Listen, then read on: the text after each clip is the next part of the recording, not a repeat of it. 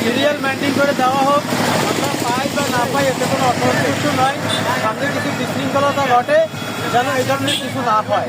আমরা যেভাবে দীর্ঘ লাইন ধরে ঘন্টার পর ঘন্টা দাঁড়িয়ে আছি, এভাবে সকলে যেন সিরিয়ালটা মেনটেন করে। কিছু দেখা যাচ্ছে যে ক্ষমতার বল আছে, আমি সামনে একেবারে সিরিয়াল দিয়ে এটা হলেও সমস্যা, এটা যেন না হয়। 8টা বাজে আসছেন, এখন পর্যন্ত সিরিয়াল পান নাই? সিরিয়াল পাইছি কিন্তু মানে স্লো, নাম্বার থেকে অবৈধভাবে তেল বিক্রি হইতেছে, আমরা সিরিয়াল লোক পাইতেছি। অবৈধভাবে বিক্রি হচ্ছে এটা আমাদের নেতা বোতলে।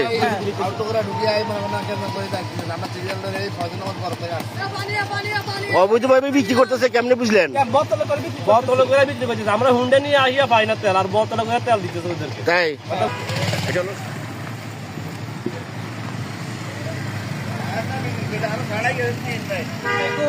আমি প্রিয় দেশবাসীর উদ্দেশ্যে বলতে চাই, সরকারদের উদ্দেশ্যে বলতে চাই, আমরা বড় কষ্টে আছি তেলের জন্য। আমাদের চাকরি বাকরি থেকে শুরু করে বিভিন্ন সমস্যার সম্মুখীন হচ্ছি, এবং আমাদের মসজিদের ইমাম সাহেব মসজিদে যাইতে পারতেছে না। আমাদের এই তেলের প্রয়োজনীয়তা অনেক বেশি, বিভিন্ন কর্মজীবী মানুষের তেলের দাবি। আমাদেরকে প্রয়োজনে যেভাবে হোক সরকার যদি ভালো উদ্যোগ নিয়ে আমাদের তেলের দাম কমিয়ে হলো বাড়িয়ে হলো আমাদের তেলের ব্যবস্থা করে দেওয়া হোক, এটা আমরা চাই।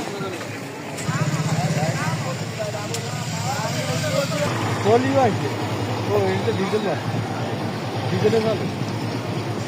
হ্যাঁ,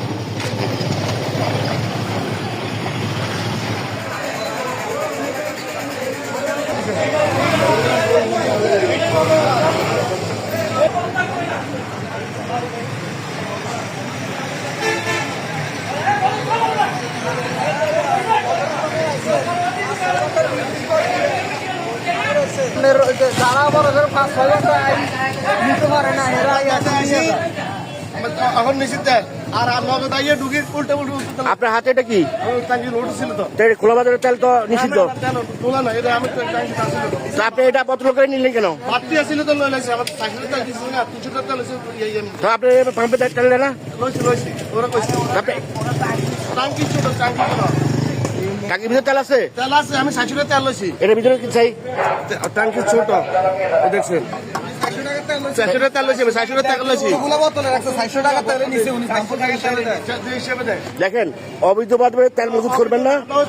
উনি 5টা বাজাইছে।